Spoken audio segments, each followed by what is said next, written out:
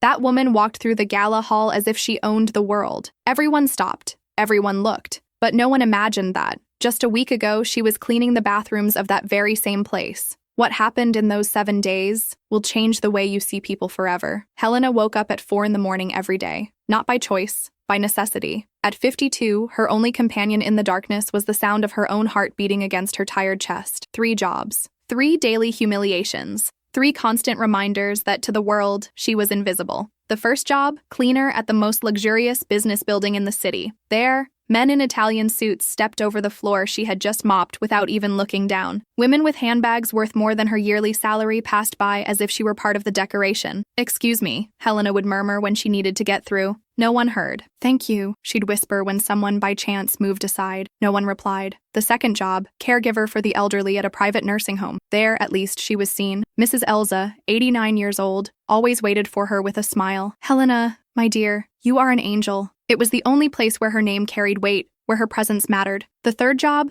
nighttime office cleaning. From 10 at night to 2 in the morning, Helena talked to silence. She organized other people's papers, cleaned desks where others made decisions that changed lives. She herself had never had the luxury of making a decision that wasn't about survival. Meanwhile, just 17 kilometers away, Ricardo Mendoza was finishing choosing between 3 Rolex watches to wear to that night's charity dinner. At 45, heir to a real estate empire, Ricardo had an obsession, humiliating those he considered beneath him. Not out of pure malice, but from a sick pleasure in feeling powerful. "People like that need to know their place," he'd say to his friends while sipping 500 real per shot whiskey. "If you give them too much confidence, they forget who they are." Ricardo had a theory. People like Helena existed to serve, period. And when someone forgot their position, he made sure to remind them. That Monday morning, Helena arrived at the building at 5 sharp, as always. Impeccable blue uniform, hair tied up, silent dignity that no one noticed. She entered the service elevator. Employees like her weren't allowed to use the social one, and went up to the 20th floor. That's where Mendoza Holdings was located. That's where Ricardo waited for her with a smile she couldn't interpret. "Helena, right?" His voice sliced through the air like a sharp blade. She stopped, broom in hand, and nodded. "Good morning, Mr. Mendoza. I want to talk to you. Can we do that now?" Helena felt her stomach tighten. In 3 years of cleaning that place, he had never said a single word to her. Now he wanted to talk? Her heart raced,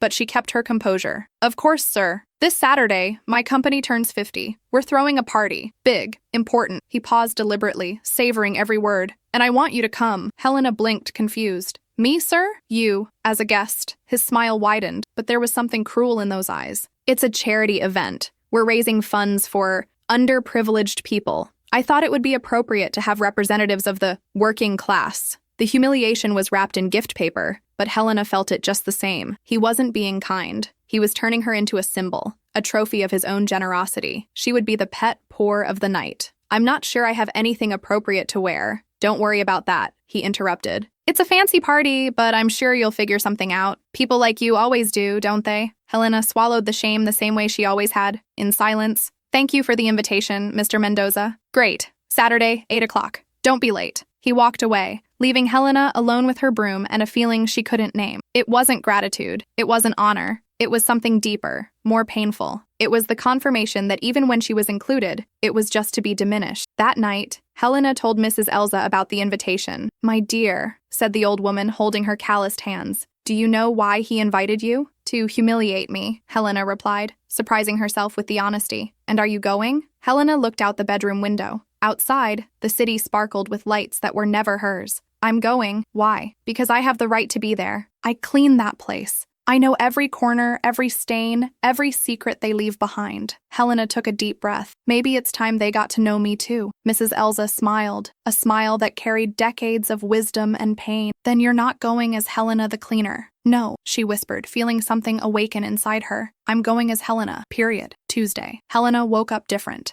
Not because something had changed outside, but because something had shifted inside. She looked at herself in the tiny bathroom mirror of her apartment. For the first time in years, she didn't see only exhaustion. She saw a woman. "Who are you?" she asked the reflection. The answer didn't come in words. It came in memories. Helena wasn't born to be invisible. At 20, she passed first in the exam to become a public school teacher. She dreamed of changing lives through education. Married Jorge, a kind man who worked at a mechanic shop. They had Camilla, a bright-eyed girl who inherited her mother's thirst for knowledge. Everything collapsed when Camilla was 8. Leukemia. The public health system was a race against death they lost. Jorge couldn't handle the pain and left without warning, leaving only a note. I can't look at you without seeing her. Helena lost her daughter, her husband, and slowly, herself. She sold everything to pay for treatment. Left the school. How could she give hope to other children when she couldn't save her own? Became a cleaner out of necessity, but stayed one as punishment. A penance she imposed on herself for having failed where it mattered most. For 24 years, she carried that guilt like a weight on her shoulders. 24 years hiding behind uniforms and sweeping. 24 years accepting being treated as less than human because, deep down, she believed she deserved it. But on Tuesday, looking in that mirror, Helena remembered who she was before the pain. Professor Helena Santos, she said to the reflection, top of the class, specialization in Brazilian literature, Camila's mother, Jorge's wife, daughter of Dona Maria and São João. With every word, she stood a little taller. Wednesday, Helena went to the public library for the first time in 2 decades. She borrowed 3 books, The Slum by Aloísio Azevedo, Child of the Dark by Carolina Maria de Jesus, and The Hour of the Star by Clarice Lispector. Not by chance. These were stories of the invisible who became unforgettable. Thursday, during lunch break, instead of eating the same old sandwich on the park bench, Helena entered a clothing store. Not a fancy one, she couldn't afford that, but one where she could choose something that wasn't a uniform. Can I help you? The saleswoman looked her up and down, clearly judging the blue uniform. I need a dress for a party. What kind of party? Helena took a deep breath. A party where I'll remember who I am. The saleswoman, a woman in her 40s, stopped judging and started looking. Really looking. What size do you wear? 2 hours later, Helena walked out with a simple black dress.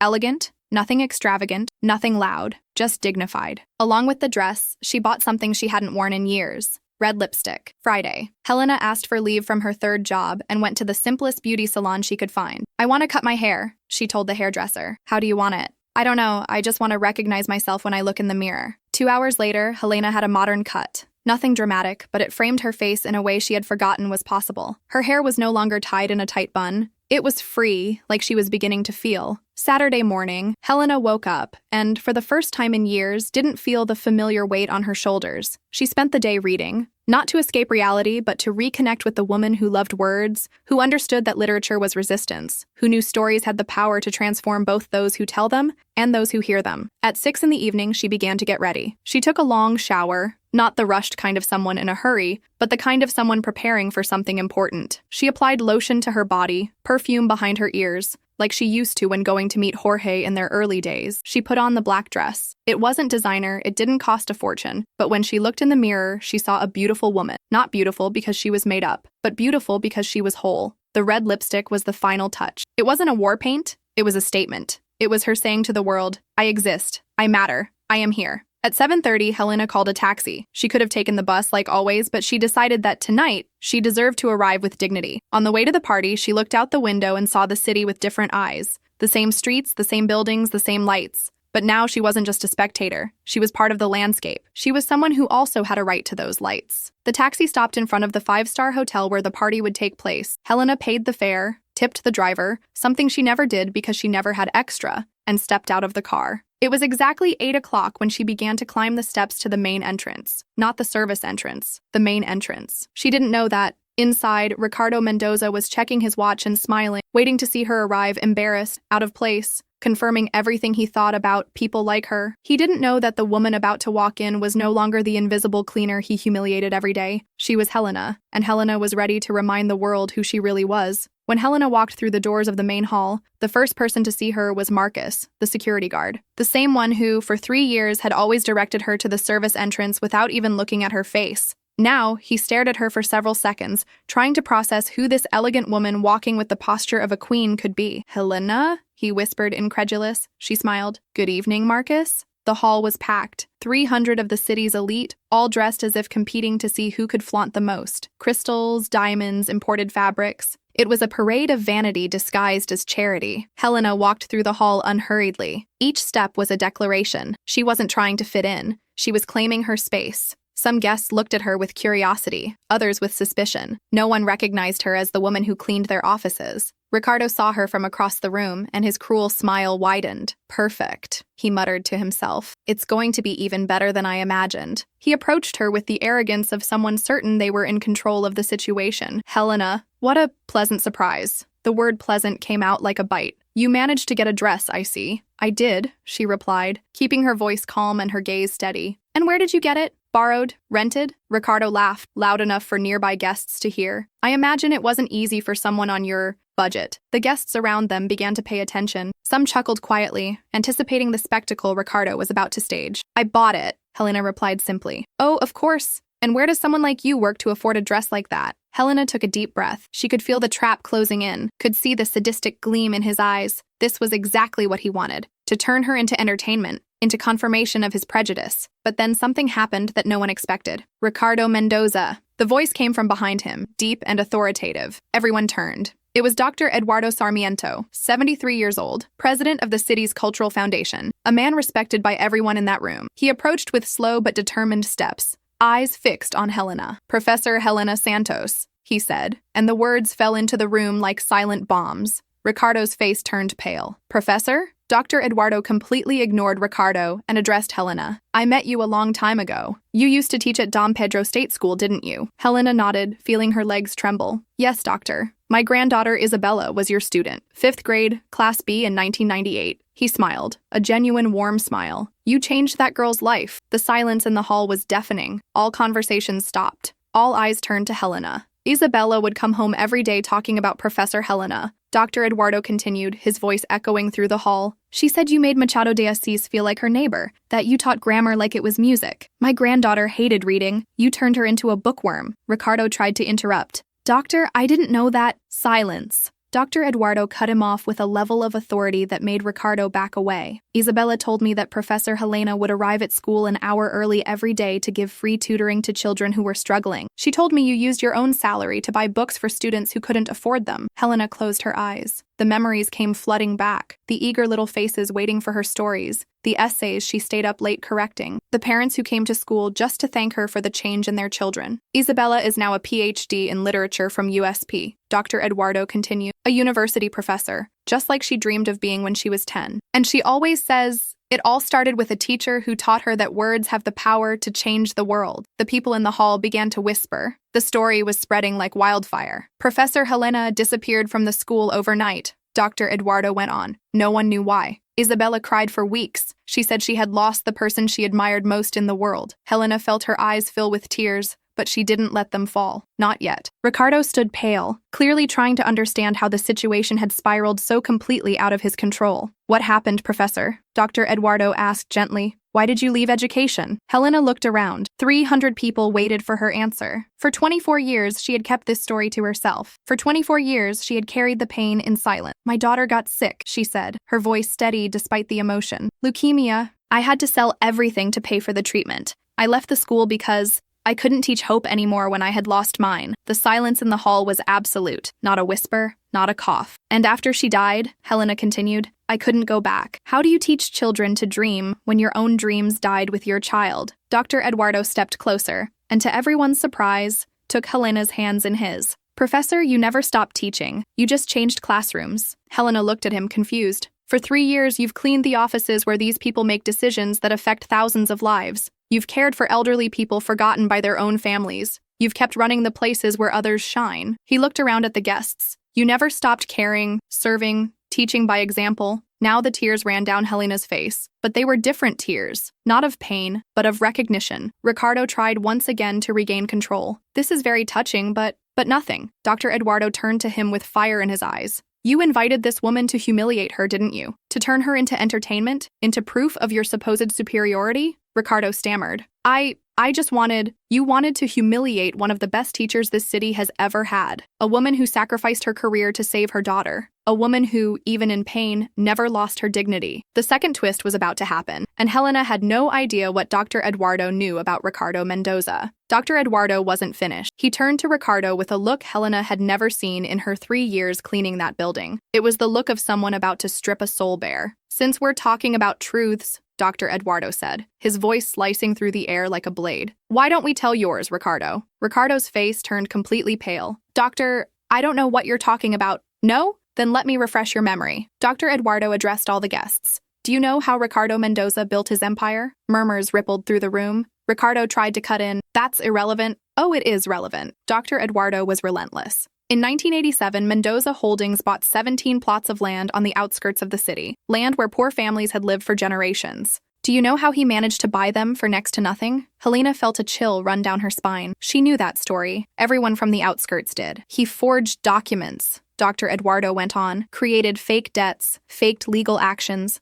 threatened entire families. 17 families lost their homes. 143 people ended up on the street overnight. The room was dead silent. Ricardo tried to walk away, but Dr. Eduardo wasn't finished. One of those families was that of João Santos and Maria Conceição Santos. Helena felt the world spin. Her parents. Dr. Eduardo was talking about her parents. João had worked as a janitor for 20 years in the same building. Maria was a seamstress. They had a simple house, but it was theirs. They paid for it over 15 years, laid every brick with sweat. Until one day, Ricardo Mendoza showed up with documents saying they owed more than they could make in a lifetime. Helena couldn't breathe. The memories came back like knives. The despair on her father's face. Her mother's silent crying, the whole family moving into a 2-room shack. João tried to prove the documents were fake. Dr. Eduardo continued, spent all his savings on lawyers. But Ricardo had money, power, influence. João and Maria lost everything. Ricardo tried to leave the room, but Dr. Eduardo raised his voice. João Santos died of a heart attack 2 years later. The doctor said it was his heart, but everyone knew it was the shame. Maria Conceição never recovered. She died still speaking the name of the man who destroyed her family. Helena began to tremble, not from fear, but from a rage she had carried for 37 years. João and Maria had a daughter, Dr. Eduardo continued, looking directly at Helena, a brilliant girl who, despite all the hardship, managed to become a teacher, a girl who turned pain into purpose and dedicated her life to educating other children. All eyes turned to Helena. Ricardo stopped trying to flee and stared at her, finally understanding who she really was. Helena Santos, Dr. Eduardo said solemnly, daughter of João Santos and Maria Conceição Santos. The teacher you invited here to humiliate is the daughter of one of the families you destroyed. The climax hung in the air like a bomb exploding in slow motion. Helena looked at Ricardo. For the first time in 3 years, she didn't lower her eyes. For the first time in her life, she saw him for what he really was. Small, cowardly, pathetic. You, she said, her voice low but clear, destroyed my family. Ricardo stammered. That was a long time ago. Business is business. Business? Helena stepped toward him. My father died because you stole our home. My mother died of grief. I had to work from the age of 16 just to study. And when my daughter got sick, I had no savings, no security, because you had already stolen our future. The words came out like 40 years of concentrated pain. You didn't just steal our house, Ricardo Mendoza. You stole our dignity, our dreams. Our safety. Helena stood in front of him, a woman 5'3" facing a man 6'1", but the one who looked smaller was him. And for 3 years, I cleaned your filth without you ever knowing who I was. Ricardo tried one last move. You can't prove any of this. Dr. Eduardo smiled. Yes, I can. I have all the documents. The Cultural Foundation investigated the case of the outskirts land 5 years ago. We have proof of the forgeries, the threats, everything. He paused. We were just waiting for the right moment. Helena looked around. 300 people, the city's elite, all looking at her, not with pity, not with condescension, but with respect, with admiration, with shame for themselves. For 24 years, Helena said, addressing them all, I hid behind my pain. I thought I deserved to be invisible because I couldn't save my daughter. I thought I deserved to be humiliated because I couldn't save my marriage. I thought I deserved to be less because I was born poor. Her voice rose, firm and clear. But today, I remember who I am. I'm the daughter of João Santos, an honest man who never stole a single cent from anyone. I'm the daughter of Maria Conceição, a woman who sowed dreams even after hers were stolen. I'm the mother of Camila, who taught me that love is worth more than life itself. I'm the teacher of hundreds of children who still carry my words in their hearts. Helena turned to Ricardo one last time. And I am more worthy than you will ever be, because I never had to destroy anyone to feel important. The room erupted in applause.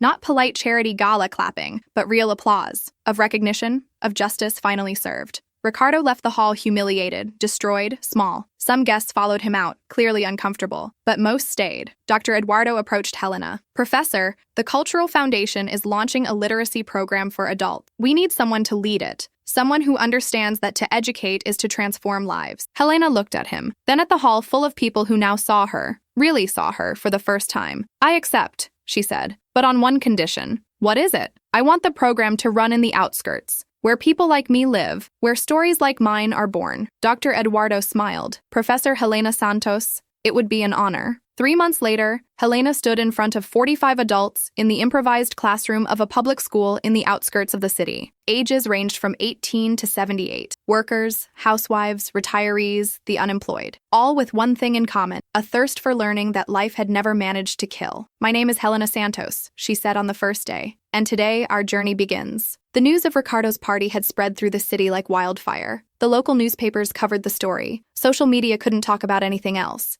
But Helena didn't care about fame. She had found something far more valuable: her purpose. The Words That Transform program became a national reference in just 2 years. Helena developed a unique methodology. She taught grammar through life stories, literature through personal experiences, writing through dreams, and overcoming adversity. Ricardo Mendoza was investigated by the public prosecutor's office. The evidence Dr. Eduardo had kept for years finally came to light. Ricardo was sentenced to compensate the families he had harmed and lost half of his assets. The company didn't go bankrupt, but he was never again seen as the powerful businessman he once was. He became just another rich man who thought money could buy dignity. Helena never saw him in person again, but she heard he tried to reach out a few times. He wanted to apologize, they said. He wanted to make peace. Helena always sent the same response through Dr. Eduardo. "Some wounds don't need forgiveness. They need transformation." And transformation was exactly what happened in that classroom every day. Dona Aparecida, 67, a lifelong housemaid, wrote her first letter to her daughter who lived in São Paulo.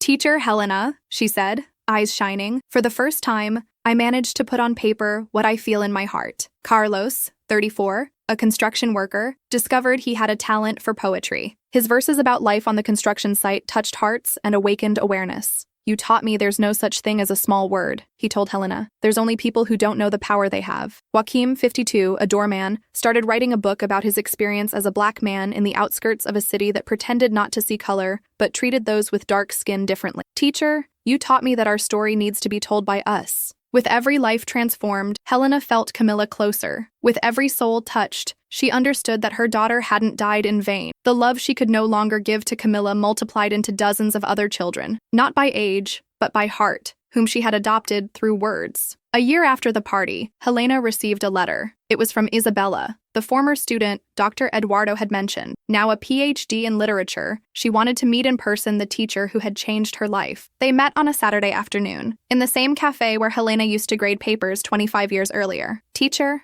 Isabella said, holding her hands, "do you know you were my inspiration to become a teacher?" Helena smiled. "Your grandfather told me you became a doctor." "I did, but more importantly, I became someone. You taught me that studying isn't about memorizing formulas. It's about understanding the world, understanding yourself in the world." Isabella paused and took a deep breath. "Teacher, I want to make you a proposal." "Go ahead." "The university where I work wants to create a community outreach program, free courses for the public, literacy, literature, teacher training. We'd like you to coordinate the project." Helena was silent for a long moment. It was more than she had ever dreamed. It was recognition not just of her skills, but of her journey. It was the university, the place that had always seemed out of reach for a poor girl from the outskirts, opening its doors and asking her to come in. "I accept," she said, "but under a few conditions. As many as you want. First, the courses must be truly free. No hidden fees, no expensive materials, nothing that excludes the people who need it most." Done. Second, the teachers must understand that they're teaching people who work, who have families, who are tired, who sometimes arrive late because the bus broke down or because their child got sick. Of course. Third, I want part of the courses dedicated to telling our own stories. Black literature, working class literature, women's literature. I want my students to see themselves in the books they read. Isabella smiled. "Teacher, you've just described exactly what we want to do." 2 years later, Helena stood in the university's main auditorium, speaking to 300 students about literature and resistance, how words transform realities. She wore a navy blue blazer, elegant, but not flashy. The same red lipstick she wore to Ricardo's party, no longer as a statement but as an identity. In the middle of the audience, she saw familiar faces. Dona Aparecida, who now wrote columns for the neighborhood paper. Carlos, who had published a book of poems about working-class life. Joaquim, who was finishing his novel. And at the back, discreet as always, was Dr. Eduardo. He made a point of attending all of Helena's lectures, proud to have helped return to the world one of the greatest educators he had ever known. "Literature," Helena told the students, "is not a privilege for those with degrees. It's a right for those with curiosity. It's not an ornament for the wealthy. It's a tool for those who dream." She paused and looked at all those young, attentive, eager faces. "You want to know what it means to be a diva? It's not about wearing expensive dresses or walking in high heels. Being a diva is claiming your space with dignity. It's telling your story without asking for permission. It's turning your pain into a bridge so others don't have to go through the same. Applause echoed throughout the auditorium. After the lecture, Helena stepped outside into the university courtyard. It was a clear, starry night. She looked up and whispered, "Camilla, my daughter, Mommy finally understands. You didn't die to teach me how to suffer. You died to teach me how to live." A gentle breeze swept through her hair. For a moment, Helena was sure she felt a little kiss on her forehead, the way Camilla used to give her before bed. "Thank you, my little one, for showing me that love doesn't die. It just transforms." Helena walked toward the bus stop. She no longer needed a taxi to feel worthy. Her dignity came from within, and no one could take that from her. On the bus, she opened the book she was reading, Becos da Memoria, by Conceição Evaristo, a story of resistance, of women who refuse to be invisible, like her. The bus rolled through the city, taking Helena home, not the cramped apartment in the outskirts anymore. She now lived in a better place, though still simple without excess. A home big enough for her new life, her book, her fulfilled dreams, and the ones still to come. She still woke up early every day, not out of obligation, but out of gratitude. Every morning was a new chance to transform a life through words. Every class was an opportunity to prove there are no small people, only dreams that haven't found their voices yet. Helena Santos, once an invisible janitor, and now a diva of education, had finally found her stage. And on that stage, she didn't shine with artificial lights, but with the inner light of someone who discovered that her greatest wealth had always been what she carried inside: knowledge, dignity, love, and an infinite capacity to turn pain into hope. A true diva is not someone who arrives to impress. She is someone who arrives to transform. And Helena Santos had come to stay. This is proof that everyone carries a powerful story within. How many Helenas do you know? How many incredible people pass by you every day without you truly seeing them? If this story touched your heart, leave a like below and subscribe to the channel for more stories that show the power of human dignity. And don't miss the video that's showing on your screen right now. See you in the next transformation story.